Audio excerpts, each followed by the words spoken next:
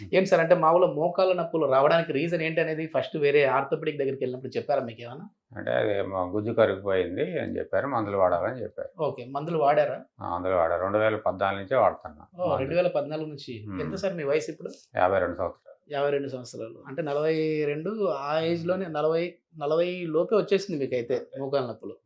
Okay. ఏం చేస్తుంటారు sir? మేము టాక్స్ కన్సల్టెంట్ అండి Khammam. Okay. Okay. Hmm. Khammam tax Shastri consultant. Associates అని ఓకే. ఓకే. ఆఫీస్ మాది. సరే ఈ పీఆర్‌పీ అనేది సూటబుల్ అవుతుందా లేదా అని ఏమన్నా ఫస్ట్ మీకు క్వెషన్ మార్క్ వచ్చిందా? అంటే ఇది చాలా మంది మోకాళ్ళ నొప్పులు అంటే వచ్చాయంటే ఖచ్చితంగా సర్జరీకెళ్ళాలి అంటుంటారు కదా! మందులు ఎన్ని రోజులు వాడారండి మీరు మామూలుగా? మందులు ఫస్ట్‌లో అయితే 4, 5 సంవత్సరాలు వాడా. 4, 5 సంవత్సరాలు. ఓకే. వాడా. కొద్దిగా రిలీఫ్ వచ్చిన తర్వాత మళ్ళీ వదిలేసా. మళ్ళీ స్టార్ట్ చేశా.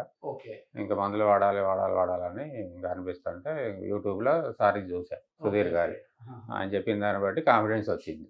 యెస్. కాన్ఫిడెన్స్ వస్తే ఇక్కడ అంతా బాగానే ఉంది. హుహు. ఫస్ట్‌లో వచ్చినప్పుడైతే బాగా పెయిన్‌తో వచ్చా. ఓకే. ఫస్ట్ సిట్టింగ్‌లోనే పెయిన్ కొద్దిగా రిలీఫ్ వచ్చింది. హుహు.